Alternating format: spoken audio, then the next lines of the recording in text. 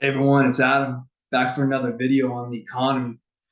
I'm going to go over the housing market today, and I was curious to know what the average payment is for a student loan. So I was able to find that from Expedia, not Expedia, Experian.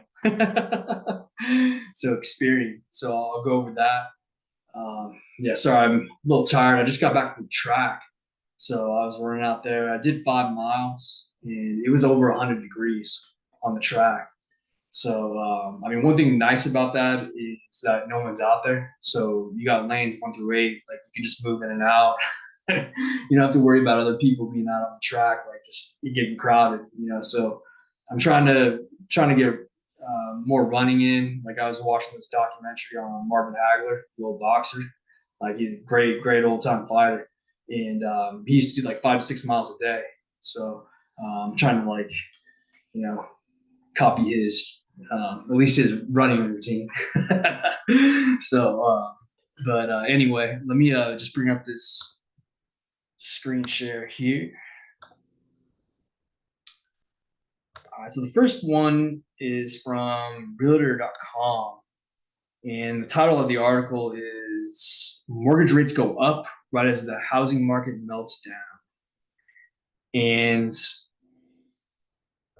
after 6 consecutive weeks of declining home prices, the gap between year-over-year median home listing prices shrank to 0% for the first week ending July 22nd. The median asking price for an average home is stuck at $445,000 in June.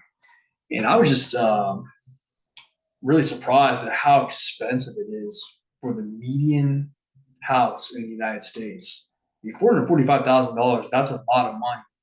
Because if you're looking to put 20% down, which most people do, or should do, I guess that's like the um, typical down payment. I mean, that's like almost like what is it, like $90,000, right around that range of $90,000. I mean, that's a lot of money. And I went into the Federal Reserve's website to see the real median personal income. So with real median personal income in the United States, it's $37,000. So at $37,000, it's going to be really difficult to try to come up with a down payment for a home for the median home in the United States.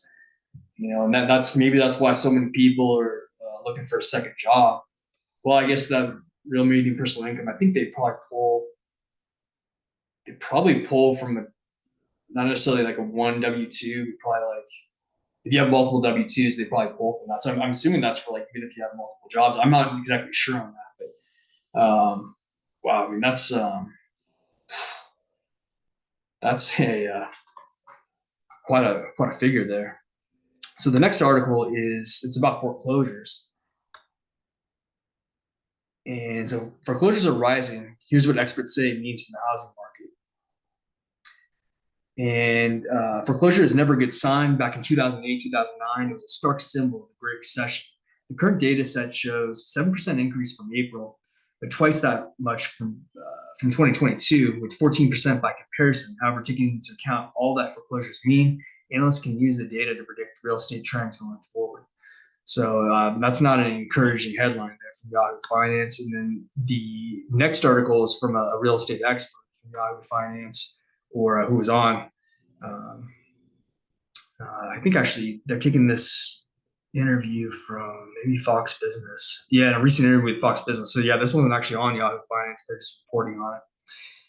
And this expert, the title is "There Will Be a Fallout." This investment expert just warned of a decade-long smackdown in U.S. housing. And he goes into his thesis below here, and it's pretty interesting. So I think rate hikes are on the horizon to reset in the interview. His thesis is based on the fact that core inflation, the surging price of goods and services, excluding volatile elements like food and fuel, have proven stickier than expected. Whereas overall inflation cooled to 3% in June, according to the Fed's latest numbers, the core consumer price index, which excludes food and energy, remained elevated at 4.8%. This measure has been persistently and stubbornly high for the past few years. This is anecdotal, but I was just at McDonald's yesterday. I ordered a number 7, large size. I'm just talking about exercise previously, and then I'm like, oh, I went to McDonald's, but That's why maybe just run a couple extra miles for myself. But it was like $11.30 or something like that, like $11.50 for number seven. Of course, I got a large size. You have to do that, right? But man, it was expensive at McDonald's. Um, but it was good though. So I like McDonald's. So yeah, where was I? So, all right. So in a recent study, researchers from the Federal Reserve Bank of San Francisco went a step further to explore what they call supercore inflation, which excludes the prices of food, fuel, and housing. The researchers speculated that this subcategory of price pressure could be persistent, even if the job market cools down. If that proves true, the central bank may have to keep interest rates elevated longer, a situation that Tawee believes could force the real estate market into a difficult period of adjustment. Faced with the prospect of refinancing properties at high rates, many owners in both commercial and residential sectors may decide to cut their losses and sell, which would put more inventory on the market, causing prices to fall. It's definitely an interesting theory. And I mean, from what Powell's saying, I mean, he seems pretty um, wants to put the pedal to the metal on tamping down inflation. So, I think his theory may be correct here. And then this was the last article I just wanted to bring up. It's about student loans. So the average student loan payments to top $200 once resumed. So that's going to be a significant expenditure on someone's personal balance sheet on the liability side. So as I alluded to in the previous few videos, I think there's going to be a recession here within the next 6 months. I still think, and I think some of this data supports that. So I appreciate everyone watching and hope everyone has a great rest of their day.